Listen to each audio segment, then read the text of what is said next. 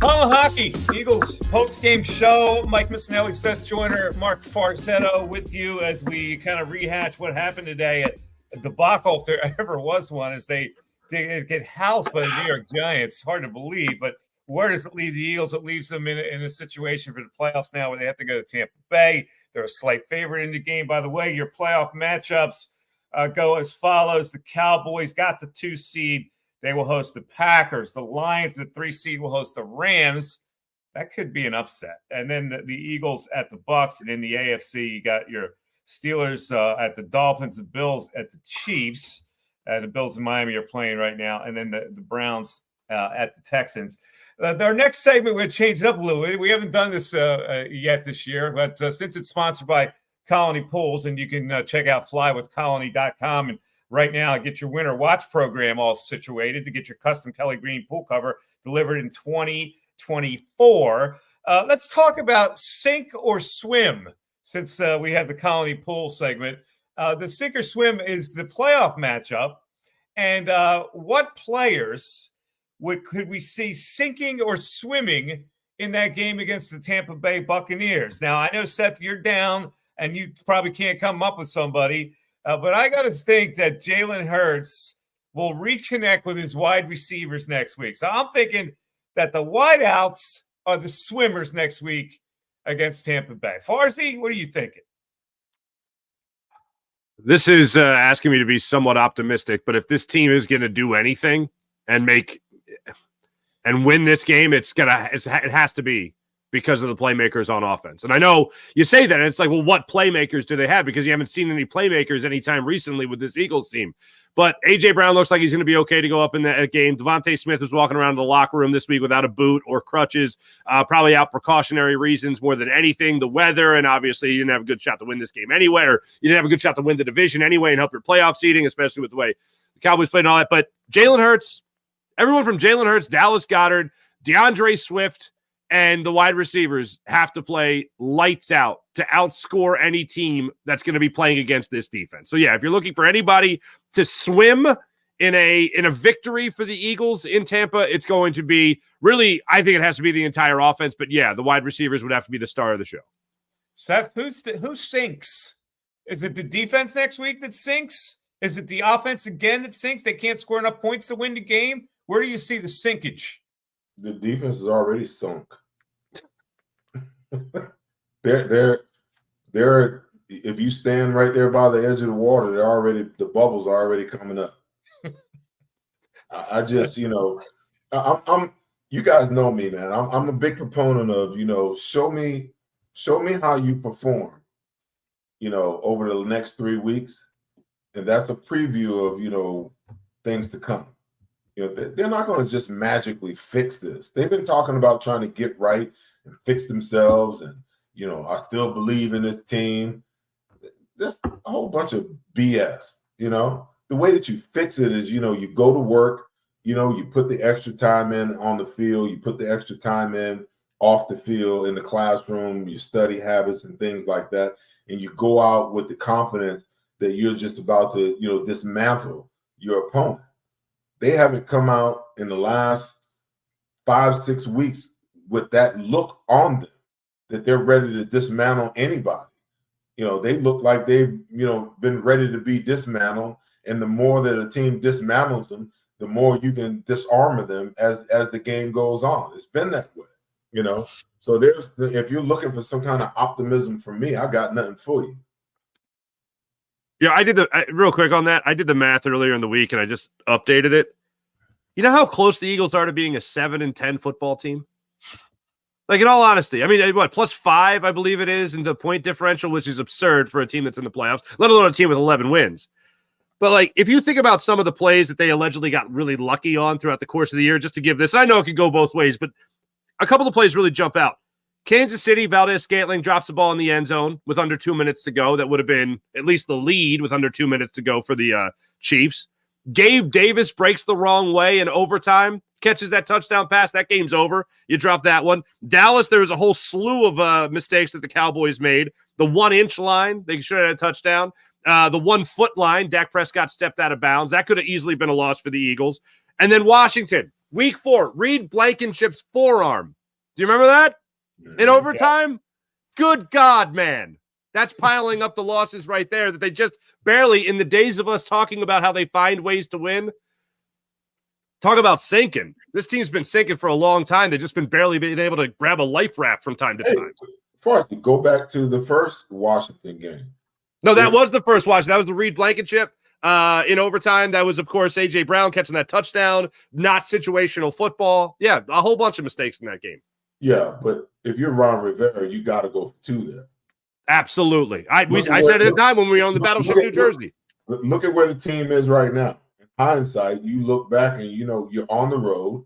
You were the underdog to win the game, and you got an opportunity if you can convert a 2-point conversion to actually win the game on the road match, and he kicks the extra point, to go into overtime.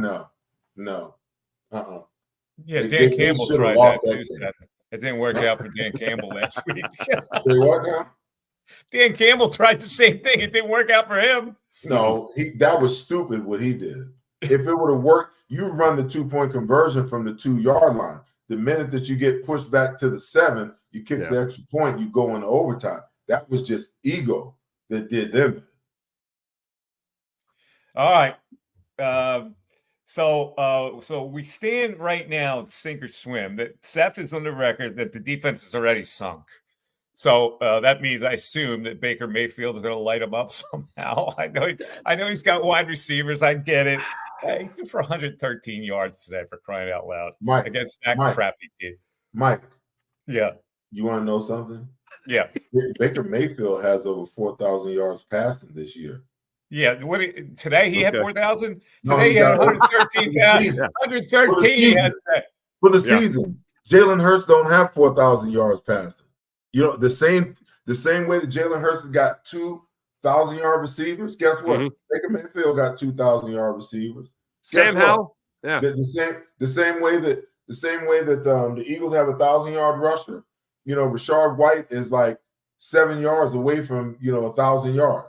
So don't make it seem like there's some kind of scrub and the Eagles are like this team, this offensive juggernaut. Stop it, man. They lost to Drew Lock. Drew Lock went 92 yards and called game. This is ridiculous. This team sucks. All right, I get it. It sucks to say it, but it's true. Defender of the game. Defender of the game. Wait, see, this is the kind of spots that we get put in. Defender of the game is brought to us by Land Rover of Willow Grove, Jaguar Land Rover of Willow Grove. Go test drive the new Defender. It's a special car. You'll absolutely love it. All right, defender of the game. I mean, we're making stuff up as we go here. Is there a defender of the game that stands out to you guys? Yeah, the Eagles offense. Defender of the game. That's just worn down to the nub, Parsi. No, hold on. Jomo. How about a Jomo making a play there, Seth? Defender of the game. I told you. Didn't I tell you before the game? Yes, you did. You said he was going to eat. It's things like that, in my opinion, that should motivate these coaches and these organizations. When you get a guy that shows that he's prepared and ready to play and wants to play, put him out there. Let them other bums sit on the sideline if they don't want to play. When was the last time we saw Jordan Davis or Jalen Carter make a play? Yeah, they're worn out to the nub, it looks like. Both those guys are worn to the nub. And Y'all need to stop with they're tired. Come on, man. Tired of what? It's 52 weeks in a year, Mike Missinelli. 52. And you get paid. They're not used to playing 17 NFL games. I don't care. There's 52 weeks in a year, and you get paid a king's ransom to play 17 weeks. Stop it with they're tired. Take your ass home and go to sleep if you're tired. Tired, go take a nap. Why do you always attack me when I'm just pointing out the obvious?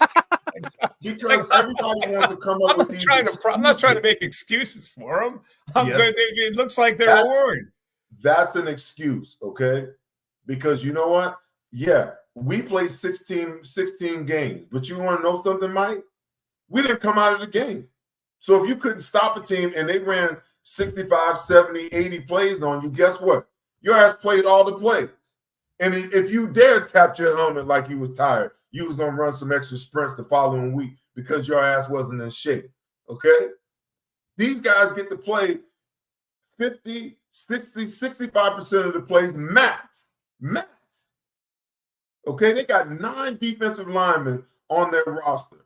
And you're going to tell them, you're going to talk to me about them being tired? Man, miss me with that. Jalen Carter Completely and Jordan Davis had 2 solo tackles apiece today. That was what we got out of them. There we go. Nicholas Morrow with 11 tackles, 7 solo. So there's my defender of the game, Nicholas Morrow. Well, I'd say we're down to the bare minimum now. Ajomo had just as many tackles as the 2 big boys today. He had 2 solos, and an assist. All right, it's time to close it down. Here's where they stand. They appear to be a broken team. In my opinion, they're not broken enough to lose to a bad team like Tampa Bay. It looks like you two guys believe that they could and probably will lose to the Tampa Bay Buccaneers in first playoff game. And then the conversation becomes, will Nick Sirianni keep a hold of his job? Are we on the same page with that? Is that what you guys are on the record saying? On the record. You do not expect them to win next week, and that means the head coach is likely to get fired. Mikey Miss, you betting the Eagles in your parlay next week? I don't know yet. Hey, now I have to think about it because a point and a half is my attention. When you lie, Mike, the odds makers clearly believe that Tampa Bay can win the game. Hey, Mike, when you lie, your nose flares like that. Is that my tell? There you go, man. All right, listen, fellas. Thanks for hanging with us, everybody out there in watching us on 6abc.com and JAKIB Media YouTube channel. For everybody that's involved in the production of this, including Bill Colarulo, Kayla Santiago, for Seth Joyner, for Mark Farzetta. We will be back next week. There could be one more post-game show, or there could be 2. That's probably the maximum. But hopefully we can win a playoff game next week and get to the next level. For Seth and Mark, I'm Mike Missinelli. Have a great rest of the night, everybody. We'll talk to you next week. Hi, everybody. My name's Jason Lombardi. I'm an inspector at DryTech. At DryTech, we offer 3 major services. The first one being basement waterproofing. The second service we offer is foundation and structural repairs. And then the third service that we offer is mold remediation. If you feel you are having a waterproofing issue, give DryTech a call or check us out online.